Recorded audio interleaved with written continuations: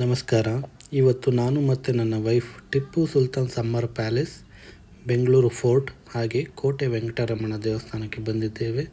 ಈ 3 ಜಾಗಗಳ unknown facts ಬಗ್ಗೆ ಹಾಗೂ ಈ ಜಾಗ ಹೇಗಿದೆ ಅಂತ ತೋರಿಸ್ತೇವೆ. ಪೂರ್ತಿ ವಿಡಿಯೋ ನೋಡಿ ಎಂಜಾಯ್ ಮಾಡಿ.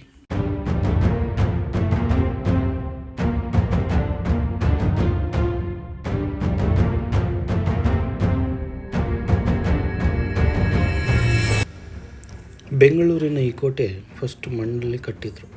1537ರಲ್ಲಿ ಕೆಂಪೇಗೌಡರು ನಿರ್ಮಿಸಿದ ಈ ಕೋಟೆ ನಂತರ ಹೈದರಾಲಿ ಅವರ ಕಾಲದಲ್ಲಿ ಕಲ್ಲಿನ ಕೋಟೆಯಾಗಿ ಚೇಂಜ್ ಆಯಿತು. ಇವತ್ತು ಬೆಂಗಳೂರಿನ ಸೆಂಟರಲ್ಲಿರೋ ಈ ಕೋಟೆ ನಗರದ 400ಕ್ಕೂ ಹೆಚ್ಚು ವರ್ಷಗಳ ಇತಿಹಾಸಕ್ಕೆ ಸಾಕ್ಷಿಯಾಗಿದೆ.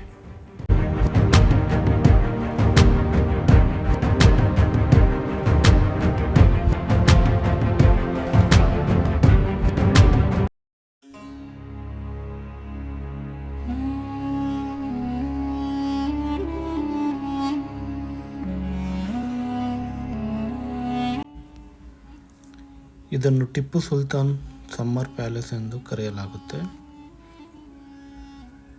ಇದು ಬೆಂಗಳೂರಿನ ಕೋಟೆ ಪ್ರದೇಶದಲ್ಲಿದೆ. ಪ್ಯಾಲೇಸ್ನ ಕನ್ಸ್ಟ್ರಕ್ಷನ್ 1791ರಲ್ಲಿ ಕಂಪ್ಲೀಟ್ ಆಗುತ್ತೆ. ಟಿಪ್ಪು ಸುಲ್ತಾನ್ ಇದನ್ನು ಸಮ್ಮರ್ ಅಥವಾ ಬೇಸಿಗೆ ಕಾಲದಲ್ಲಿ ವಾಸ ಮಾಡ್ತಾ ಇದ್ರು.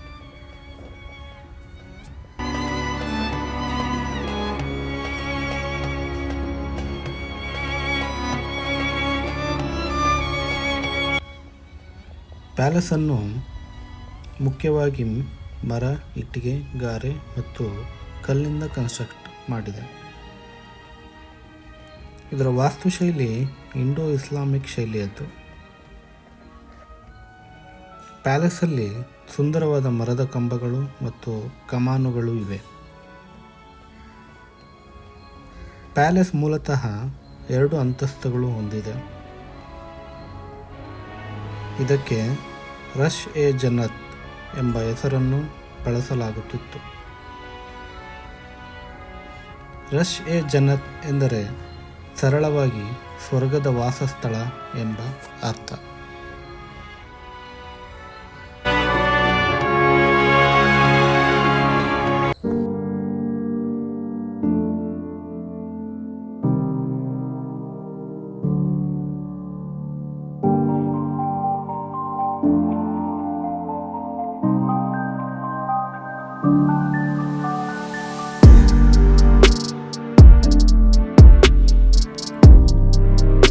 ಇದು ಐತಿಹಾಸಿಕ ಬೆಂಗಳೂರು ಕೋಟೆ ಸಂಕೀರ್ಣದ ಭಾಗವಾಗಿತ್ತು.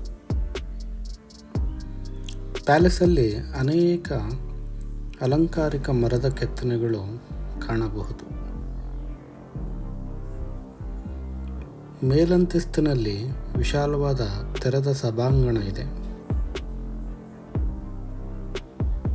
ಅರಮನೆಯ ವಿನ್ಯಾಸದಲ್ಲಿ ಸಮ್ಮಿತೀಯ ರಚನೆ ಪ್ರಮುಖ ಆಕರ್ಷಣೆ.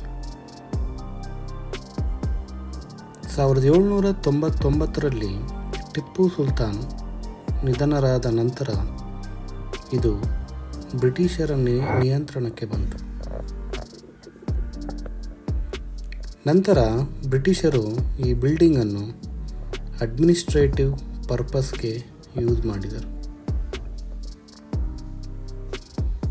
ಇದು ಇಂದು ಒಂದು ಪ್ರಮುಖ ಐತಿಹಾಸಿಕ ಸ್ಮಾರಕ. ಇದು 18ನೇ ಶತಮಾನದ ಮೈಸೂರು ಸಾಮ್ರಾಜ್ಯದ ವಾಸ್ತುಶೈಲಿಗೆ ಉತ್ತಮ ಉದಾಹರಣೆ.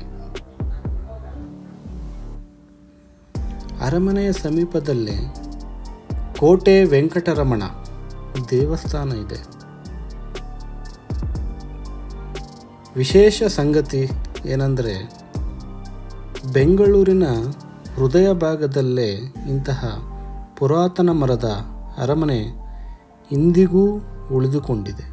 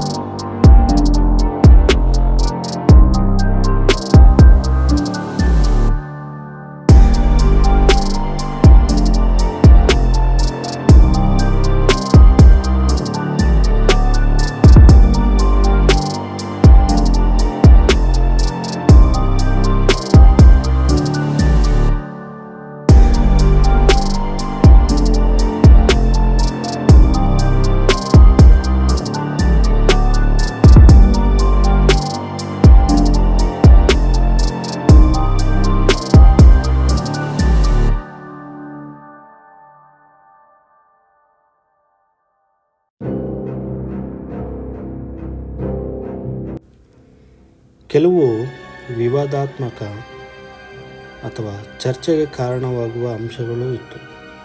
ಅವು ಟಿಪ್ಪು ಸುಲ್ತಾನ್ ನಾಯಕನ ಆಕ್ರಮಣಕಾರನ. ಇತಿಹಾಸದಲ್ಲಿ ಅವರ ಬಗ್ಗೆ ಇಂದಿಗೂ ಭಿನ್ನಾಭಿಪ್ರಾಯಗಳಿವೆ. ಟಿಪ್ಪು ಸುಲ್ತಾನ್ ಬ್ರಿಟಿಷರ ವಿರುದ್ಧ ಹೋರಾಡಿದ ಪ್ರಮುಖ ಭಾರತೀಯ ಆಡಳಿತಗಾರರಲ್ಲಿ ಒಬ್ಬರು. ಆದರೆ ಅವರ ಆಡಳಿತದ ಕೆಲವು ಘಟನೆಗಳ ಬಗ್ಗೆ ಇತಿಹಾಸಕಾರರ ನಡುವೆ ಭಿನ್ನಾಭಿಪ್ರಾಯ ಇದೆ.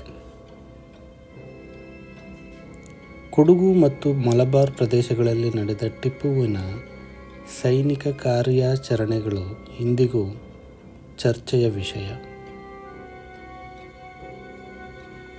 ಕೆಲವರು ಅವರನ್ನು ಧರ್ಮನಿರಪೇಕ್ಷ ಆಡಳಿತಗಾರ ಎಂದು ಪರಿಗಣಿಸುತ್ತಾರೆ.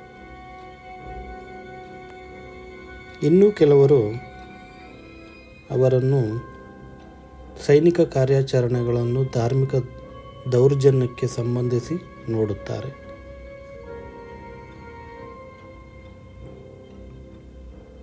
ಟಿಪ್ಪು ಸುಲ್ತಾನ್ ದೇವಾಲಯಗಳಿಗೆ ದಾನ ನೀಡಿದ್ದ ದಾಖಲೆಗಳೂ ಇವೆ. ಅದೇ ಸಮಯದಲ್ಲಿ ಕೆಲವು ದೇವಾಲಯಗಳು ಮತ್ತು ಧಾರ್ಮಿಕ ಸಂಸ್ಥೆಗಳ ಮೇಲೆ ನಡೆದ ದಾಳಿಗಳ ಉಲ್ಲೇಖಗಳು ಇತಿಹಾಸದಲ್ಲಿ ಕಂಡುಬರುತ್ತದೆ. ಹೀಗಾಗಿ ಟಿಪ್ಪುವಿನ ಬಗ್ಗೆ ಒಳ್ಳೆಯವನು ಅಥವಾ ಕೆಟ್ಟವನು ಎಂಬ ಸರಳ ಉತ್ತರ ನೀಡುವುದು ಕಷ್ಟ.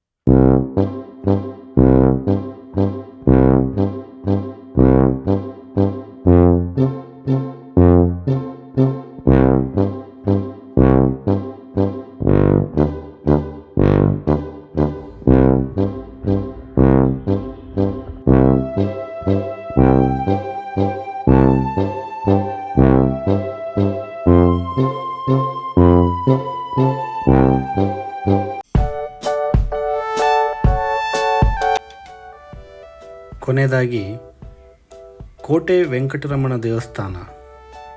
ಇದು 1689ರಲ್ಲಿ ಚಿಕ್ಕದೇವರಾಜ ಒಡೆಯರ್ ಕಾಲದಲ್ಲಿ ನಿರ್ಮಾಣವಾದ ದೇವಾಲಯ. ಟಿಪ್ಪು ಸುಲ್ತಾನ್ ಸಮ್ಮರ್ ಪ್ಯಾಲೇಸ್ ಪಕ್ಕದಲ್ಲೇ ಇದೆ.